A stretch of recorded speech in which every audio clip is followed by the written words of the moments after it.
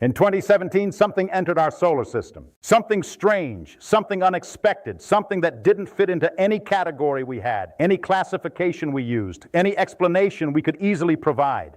And for the first time in decades, physicists didn't have a clear explanation. Astronomers were puzzled. Astrophysicists were uncertain. The data was clear. The observations were solid. But the interpretation was elusive. It wasn't a comet, at least not like any comet we'd seen before. It wasn't an asteroid, not in the traditional sense. It didn't behave like objects we'd observed for centuries. It moved differently, looked different, accelerated in ways that defied simple explanation. And even today, years after its discovery, years after intense study, after hundreds of papers, after countless debates, we're still not sure what it was.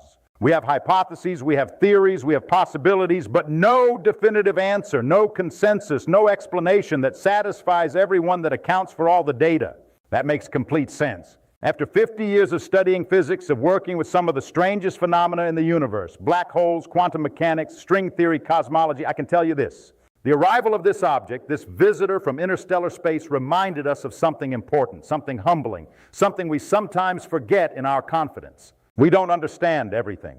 We don't have all the answers. The universe still has surprises, still has mysteries, still has phenomena that challenge our understanding. Let me explain. Before I tell you what made this object so strange, so puzzling, so unlike anything we'd seen before, I need to tell you how it was discovered. Because the discovery itself was remarkable, unexpected, a testament to modern astronomy, to our ability to scan the sky to detect faint objects moving against the background stars. On October 19, 2017, a telescope in Hawaii, the Pan-STARRS telescope, part of a survey system designed to detect near-Earth objects, potential asteroid threats, anything moving through the inner solar system, picked up something unusual, a faint point of light moving rapidly across the sky, faster than most asteroids, in an unusual trajectory. At first, the astronomers thought it might be an asteroid or a comet, something from the outer solar system, perhaps from the Kuiper belt, perhaps from the Oort cloud making a close pass by the Sunday, by the inner planets. This happens occasionally, not often, but not unprecedented. But as they tracked it, as they measured its motion, as they calculated its orbit, they realized something was different.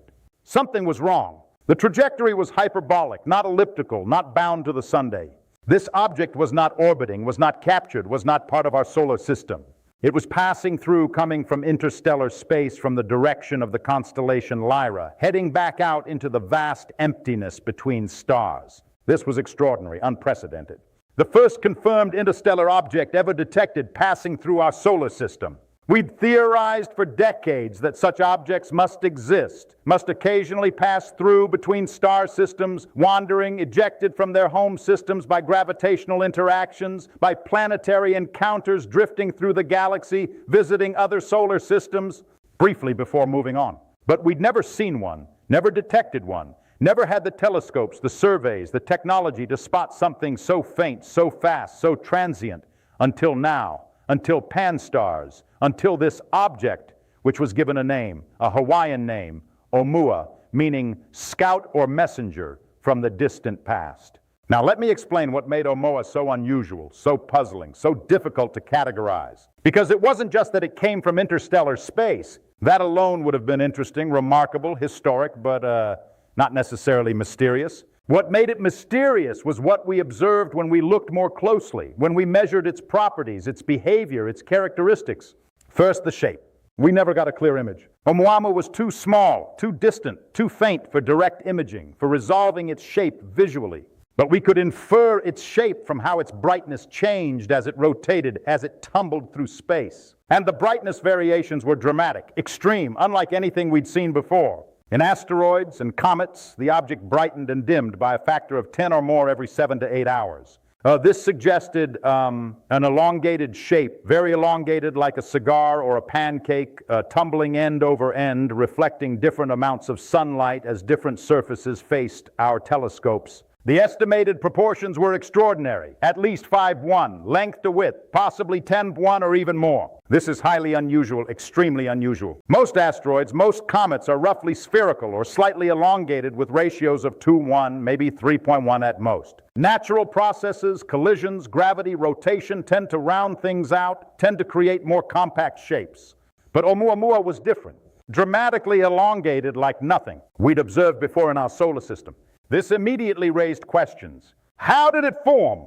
What process could create such an unusual shape? Was it natural? The result of some collision, some fragmentation, some unusual formation mechanism, or was it something else? Second, the lack of a coma, a tail, any outjing, any activity that we associate with comets. When comets approach the Sunday, the heat warms the ice, the frozen volatiles, carbon dioxide, water, methane, ammonia. These sublimate, turn directly from solid to gas, creating a cloud, a coma around the nucleus, and a tail streaming away from the Sunday pushed by solar radiation, solar wind. This is how we distinguish comets from asteroids. Comets are icy, active, with tails. Asteroids are rocky, inert, without tails. It's a simple, clear observational distinction that works for almost everything we observe in our solar system. But Oumuamua showed no signs of a coma, no tail, no outgassing, no activity despite passing very close to the Sunday, closer than Mercury, where the heat should have been more than sufficient to vaporize any ice, any volatiles. On the surface, it looked like an asteroid, inert, dead, rocky. This was puzzling because based on its origin, its trajectory coming from interstellar space, we expected it to be icy. Comets form in the outer regions of solar systems where it's cold, where water and other volatiles freeze. If Oumuamua was ejected from another star system, it likely formed in a similar cold region and should be icy, comet-like, but it didn't behave that way. Didn't show the signatures. We expected this contradiction, this mismatch between what we expected and what we observed was troubling, confusing, hard to explain. Third, and perhaps most puzzling, most mysterious, most difficult to explain, was the acceleration, the non-gravitational acceleration that Oumuamua exhibited as it left the inner solar system, as it headed back into interstellar space. When astronomers track objects through the solar system, they use Newton's laws, Einstein's general relativity, to predict future positions based on gravity. The gravitational pull of the Sunday, the planets, these predictions are extremely accurate, extremely precise. We can calculate where an asteroid will be years in advance, decades in advance, with incredible accuracy. But with Oumuamua, the predictions didn't match. The observations as the object moved away. From the Sunday, it was accelerating slightly more than gravity alone could account for. It was moving faster than it should, deviating from the predicted trajectory by a small but measurable amount. This acceleration was small, very small, about 1 part in 10,000 of the gravitational acceleration. Tiny but real, detectable, statistically significant. Not an error, not a measurement artifact, not a fluke. Multiple observations, multiple telescopes, all confirmed it. Oumuamua was accelerating in a way that gravity alone could not explain. Now, non-gravitational acceleration is not completely unknown. We see it in comets all the time. The outgassing, the jets of gas streaming from the comet's surface, create thrust like tiny rocket engines pushing the comet, changing its trajectory. This is well understood, well documented, expected, but Oumuamua showed no outjing, no coma, no tail, no jets, nothing that would indicate active sublimation, active venting of gas. So where was the acceleration coming from? What was pushing it? What force was acting on it that we couldn't see, couldn't detect, couldn't explain? Let me explain why this was so troubling, so significant, so difficult for physicists to accept without a good explanation. In physics, we trust Newton's laws, Einstein's equations, the law of gravitation. These are among the most well-tested, most reliable, most fundamental laws we have. They govern the motion of planets, the orbits of satellites, the trajectories of spacecraft with extraordinary precision, with incredible accuracy. When something doesn't follow these laws, when an object accelerates in a way that gravity alone cannot explain, we need a reason, a mechanism, a force, a physical process that accounts for the deviation. We can't just ignore it, can't just shrug and move on. We need an explanation for comets. The explanation is outgassing is thrust from sublimating ice from jets of gas and dust.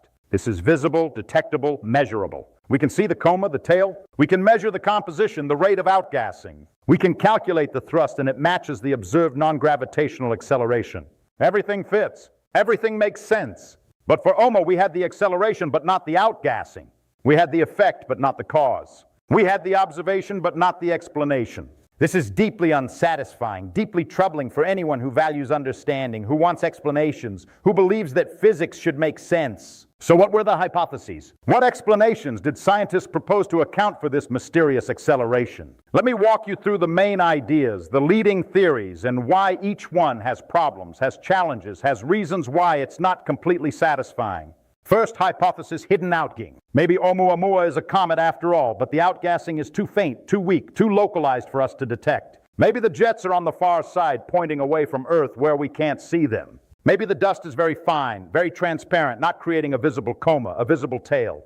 This is possible, plausible even. Comets can be variable, unpredictable. Some are very active, some are barely active, some have strong outgassing, some have weak. The amount depends on composition, on the ice content, on the surface properties, on the temperature history. But here's the problem. To produce the observed acceleration, the amount of outgassing would need to be substantial, not trivial, not negligible. And substantial outgassing should produce some detectable signature, some coma, some tail, some spectral features. We looked with sensitive instruments, with powerful telescopes, and found nothing. No hydrogen, no oxygen, no water, no carbon monoxide, nothing that would indicate active sublimation. So while hidden outgassing cannot be completely ruled out, it requires that the outgassing be just strong enough to produce the acceleration, but just weak enough or just oriented in just the right way to avoid detection. This is possible, but it requires a lot of fine-tuning, a lot of coincidences, which makes physicists uncomfortable, skeptical. Second hypothesis, radiation pressure light from the sunday carries momentum. When it hits an object, it exerts a small force, a tiny push. This is radiation pressure. We use it in solar sails, in spacecraft design. It's a real effect, a real force, well understood for a small object with a large surface area relative to its mass. Radiation pressure can be significant, can produce measurable acceleration. If Oumuamua were very thin, very light, with a large area like a pancake or a solar sail, radiation pressure could account for the observed acceleration. This is an interesting idea, an intriguing possibility. It doesn't require outgassing, doesn't require activity, just requires an unusual shape, an unusual density, an unusual structure that maximizes surface area relative to mass. But here's the problem. To make this work, to produce the observed acceleration, Oumuamua would need to be extremely thin, less than a millimeter thick, like a sheet of paper or foil, and yet also very elongated, very extended. This is very unusual, very specific geometry. Not impossible, but not what we expect from natural processes, from collisions, from fragmentation. Moreover, an object that thin, that light, that fragile would be extremely vulnerable to destruction by impacts, by micrometeorites, by the stresses of rotation, of tumbling. It's hard to imagine how such an object could survive the journey through interstellar space, through billions of years of exposure to the harsh interstellar environment. Third hypothesis, and perhaps the most controversial, the most speculative, is that Oumuamua is not natural, not a comet, not an asteroid, but artificial, a probe, a spacecraft, a technological artifact from another civilization. This idea was proposed by Avi Loeb, a respected astronomer at Harvard. He argued that the combination of unusual shape, unusual acceleration, lack of outgassing could be explained if Oumuamua were a light sail, a thin reflective sheet designed to catch starlight to be pushed by radiation pressure. An interstellar probe sent by an extraterrestrial civilization either deliberately or as debris from a failed mission. This hypothesis generated enormous attention, enormous controversy. It's exciting, provocative, captivating. The idea that we might have detected evidence of alien technology is thrilling, irresistible to the public, to the media, to anyone who wonders if we're alone in the universe. But most scientists, most astronomers, most physicists are skeptical, very skeptical. Not because the idea is impossible, not because we know for certain that it's wrong, but because extraordinary claims require extraordinary evidence, and the evidence for Oumuamua being artificial is far from extraordinary. The observations can be explained by natural processes, by outgassing, by radiation pressure, by unusual but not impossible shapes and compositions. We don't need to invoke alien technology to account for what we see. Occam's razor, the principle of parsimony, suggests we should prefer the simpler explanation, the natural explanation, unless the evidence clearly demands the extraordinary one, and the evidence for Oumuamua does not clearly demand it. It's consistent with alien technology, but it's also consistent with natural phenomena. We don't fully understand And given that we've never definitively detected alien technology before, and that natural objects are common throughout the universe, the natural explanation is more likely, more probable, more reasonable. But here's what's important, what's significant. What I want you to understand, the fact that we don't have a completely satisfying, completely convincing explanation for Oumuamua is not a failure, not a crisis, not a problem with physics. It's a reminder, a humbling reminder that the universe is full of phenomena. We don't fully understand that our knowledge is incomplete. That surprises still await us. We often present science, physics, astronomy as if we have all the answers, as if we understand everything, as if the universe is completely mapped, completely explained, completely tamed. But this is not true, not even close. There are countless phenomena, countless objects, countless processes that we observe but don't fully understand that challenge. Our theories, our models, our explanations. Oumuamua is just one example, one instance, one object that doesn't fit neatly into our categories, into our classifications, into our understanding. But it's not alone, not unique. The universe is full of such objects, such phenomena, such mysteries. Consider dark matter. We know it exists. We observe its gravitational effects in galaxies, in clusters, in the large-scale structure of the universe, but we don't know what it is, what it's made of, what particles compose it. We have theories, candidates, possibilities, but no definitive answer, no confirmed detection, no complete understanding. Consider dark energy, the mysterious force driving the accelerated expansion of the universe. We observe the acceleration. We measure it precisely, but we don't know what causes it, what it is, where it comes from, the cosmological constant, a new field, a modification of gravity. We don't know. Consider the nature of quantum measurement, the collapse of the wave function, the transition from quantum superposition to classical outcome. We use quantum mechanics every day in technology, in calculations, in predictions, but we don't fully understand the measurement process, the role of the observer, the emergence of classicality from quantum foundations. Let me tell you why I think Oumuamua is important, why it matters, why it's worth thinking about carefully, deeply. Not because it's probably alien technology. I don't think it is. Not because it breaks physics. It doesn't, but because it reminds us of the limits of our knowledge, of the vastness of what we don't know, of the humility we should maintain in the face of the unknown.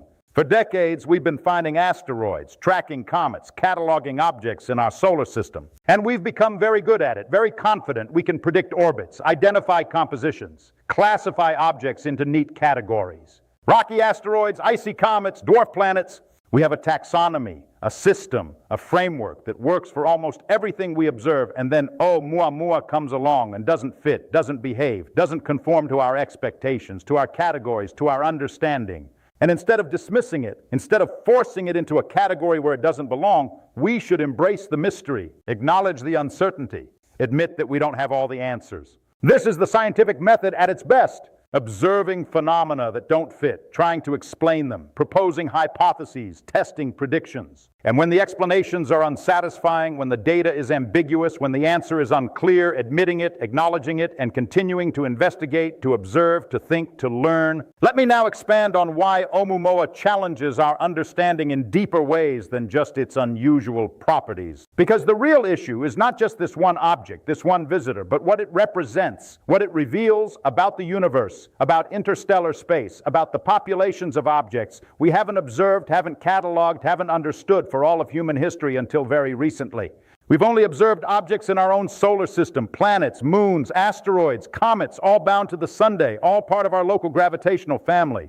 We theorized about other star systems, about exoplanets, about interstellar space, but we couldn't observe them, couldn't study them directly. Now, with better telescopes, better detectors, better surveys, we're beginning to observe objects from other systems, interstellar visitors like Oumuamua. And in 2019, a second one, Boris, a more clearly comet-like object with a visible coma, a visible tail behaving more as expected. But these detections raise questions. How common are interstellar objects? How many pass through our solar system each year, each decade? We've only detected 2, but that's because our surveys are limited. Our telescopes can only see the brightest, the closest, the largest. There must be many more, fainter, smaller, passing through, undetected, unobserved. Estimates suggest that at any given time there might be thousands of interstellar objects in the inner solar system. Most too faint, too small for us to detect with current technology.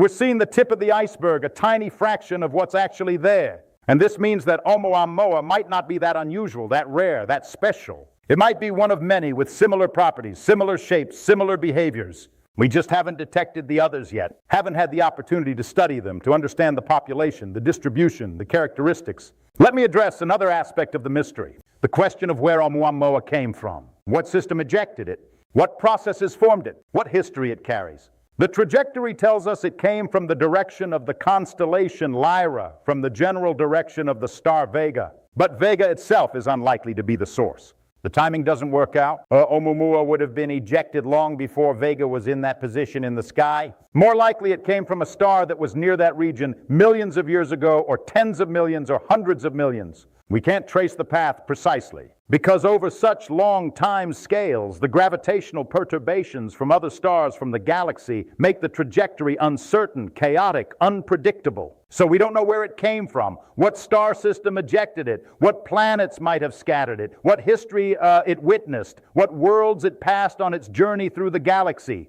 This information is lost, erased by time, by distance, by the chaotic dynamics of stellar motion. And this is frustrating, tantalizing. We have a visitor from another star system, a messenger from distant realms, and we can't read the message, can't trace the origin, can't understand the journey. We can only observe the object itself as it passes briefly through our neighborhood before disappearing back into the darkness of interstellar space. Let me reflect on what Oumuam teaches us about the nature of scientific understanding, about the process of discovery, about how we navigate uncertainty. Science is often presented as a process of answering questions, of solving mysteries, of explaining phenomena. We observe something. We formulate a hypothesis. We test it. We confirm it or reject it, and we move on with new knowledge, new understanding, new certainty. But in reality, science is messier, more uncertain, more provisional than this picture suggests. We observe phenomena that don't fit neatly into our theories. We formulate hypotheses that explain some aspects but not others. We test predictions that are ambiguous, inconclusive, open to interpretation, and often we're left with multiple hypotheses, multiple explanations, multiple possibilities, none completely satisfying, none completely ruled out. We live in a state of uncertainty, of ambiguity, of not knowing for sure what the answer is. This is uncomfortable, unsettling, frustrating. We want answers, want certainty, want to know definitively what's true, what's real, what's happening. But the universe doesn't always cooperate. Doesn't always provide clear answers, definitive data, unambiguous observations. Oumuamua is a perfect example. We observed it, we measured it, we studied it intensely with the best telescopes, the best instruments, the best techniques available. And we still don't have a definitive answer about what it is, where it came from, why it behaves the way it does. And that's okay. That's normal. That's science working as it should. We acknowledge the uncertainty. We continue to investigate. We refine our hypothesis. We wait for more data, more observations, more objects to compare, and we remain open to new ideas, new explanations, new possibilities. Now let me address a common misconception, a common frustration that arises when scientists say things like we don't know, or it's uncertain, or multiple explanations are possible. Some people interpret this as weakness, as failure, as evidence that science doesn't work, that scientists don't know what they're talking about, that we should distrust the conclusions, the methods, the process. But this is exactly backwards. The willingness to say we don't know is a strength, not a weakness. It's honesty, not failure. It's the hallmark of good science, of intellectual integrity, of respect for evidence, for reality, for truth.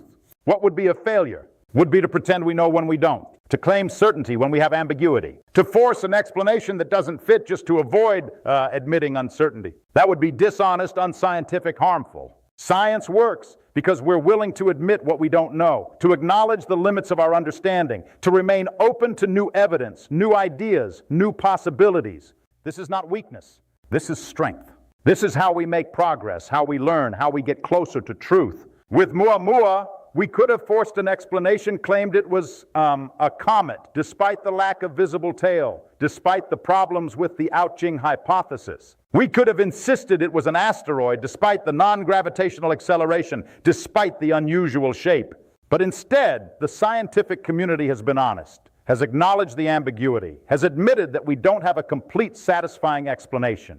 And this honesty, this integrity is what makes science reliable, trustworthy, valuable. Let me now take a step back and reflect on the bigger picture, on what Oumuamua represents in the context of our exploration of the universe, of our quest to understand the cosmos. For thousands of years, humans looked up at the night sky and wondered, what are those lights, those moving stars, those fixed points? We invented stories, myths, gods to explain them, to make sense of what we saw.